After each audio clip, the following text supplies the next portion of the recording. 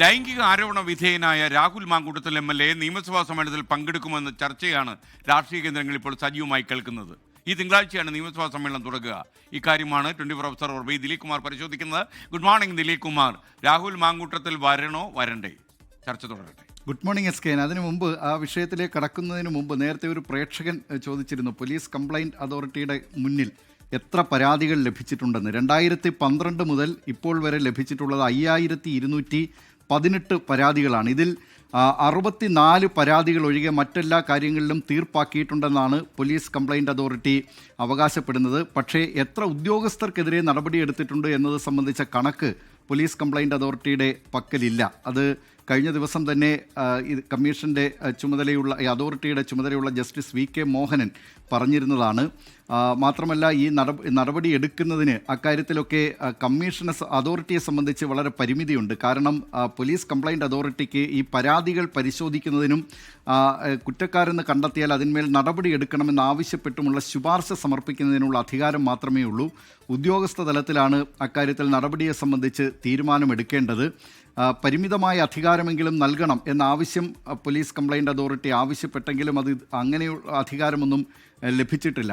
പരാതിക്കാർക്ക് തൃപ്തികരമായ ഒരു നടപടിയോ അല്ലെങ്കിൽ ഉചിതമായ ഒരു മറുപടിയോ അല്ല അതോറിറ്റിയുടെ ഭാഗത്തു നിന്ന് ലഭിച്ചതെങ്കിൽ കോടതിയെ സമീപിക്കാനുള്ള അവകാശമുണ്ടായിരിക്കും. ഇനി ഈ വിഷയത്തിലേക്ക് വന്നാൽ, രാഹുൽ മാങ്കൂട്ടത്തിൽ വിഷയം നിയമസഭാ സമ്മേളനം തിങ്കളാഴ്ച തുടങ്ങാനിരിക്കെ സഭയെ ചൂടുപിടിപ്പിക്കുമെന്ന കാര്യത്തിൽ യാതൊരു തർക്കവുമില്ല.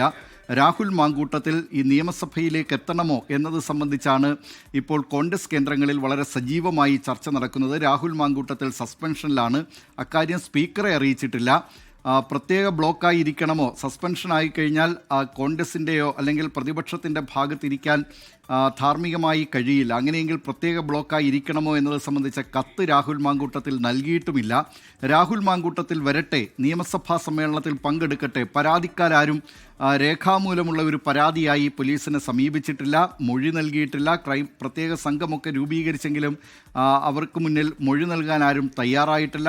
അക്കാര്യങ്ങളൊക്കെ കണക്കിലെടുക്കണം എന്ന വാദമുയർത്തുന്ന ഒരു വിഭാഗം നേതാക്കളുണ്ട്. മറുവിഭാഗമാകട്ടെ ഇക്കാര്യത്തിൽ രാഹുൽ ഗാന്ധിയും പ്രിയങ്ക ഗാന്ധിയും ഒക്കെ നിർദ്ദേശിച്ചതനുസരിച്ച് കൂട്ടായൊരു തീരുമാനമാണ് രാഹുൽ മാങ്കൂട്ടത്തിൻ്റെ കാര്യത്തിൽ എടുത്തിട്ടുള്ളത് എന്ന അഭിപ്രായക്കാരാണ്. അതിനിടെ പ്രതിപക്ഷ നേതാവ് VD സതീശനെതിരായ സൈബർ ആക്രമണം അതും കോൺഗ്രസിൽ വളരെ സജീവമായി ചർച്ചയാകുന്നുണ്ട്. VD സതീശനെ ഈ രാഹുൽ മാങ്കൂട്ടത്തിൻ്റെയും ഷാഫി പറമ്പിലിൻ്റെയും അനുകൂലികൾ VD സതീശനെ വിമർശിക്കുന്നു, ട്രോൾ ചെയ്യുന്നു തുടങ്ങിയ തരത്തിലുള്ള വിമർശനങ്ങൾ. അതിനോട് പല നേതാക്കളും മൗനം പാലിക്കുകയാണെന്ന വിമർശനമാണ് കോൺഗ്രസിൽ സജീവമായി ഉയരുന്ന മറ്റൊരു ചർച്ച. ഏതായാലും ഇക്കാര്യത്തിലൊക്കെ തീരുമാനമെടുക്കേണ്ടത് കോൺഗ്രസ്സാണ്. രാഹുൽ മാങ്കൂട്ടത്തിൽ നിയമസഭാ സമ്മേളനത്തിൽ പങ്കെടുക്കണമോ എന്ന കാര്യത്തിൽ ഞായറാഴ്ചയോടുകൂടിയായിരിക്കും കോൺഗ്രസ് പാർട്ടി ഇക്കാര്യത്തിൽ ഒരു അന്തിമ തീരുമാനം കൈക്കൊള്ളുക. SK. Okay, thank you Dileep Kumar. എന്തായാലും പോലീസ് കംപ്ലൈൻറ്റ് അതോറിറ്റിയിൽ കാര്യങ്ങളൊക്കെ ചെക്ക് ചെയ്ത് വിവരങ്ങൾ അറിയിച്ചതിനും താങ്ക് യു. ലോകത്തെവിടെയായാലും ഏത് സമയത്തും 24 വാർത്തകളും ഓഗ്മെന്റഡ് റിയാലിറ്റി പാക്കേജുകളും എക്സ്പ്ലെയിനറുകളും വിശദമായി കാണാൻ ഞങ്ങളുടെ YouTube ചാനൽ നിങ്ങൾക്ക് സബ്സ്ക്രൈബ് ചെയ്യാം.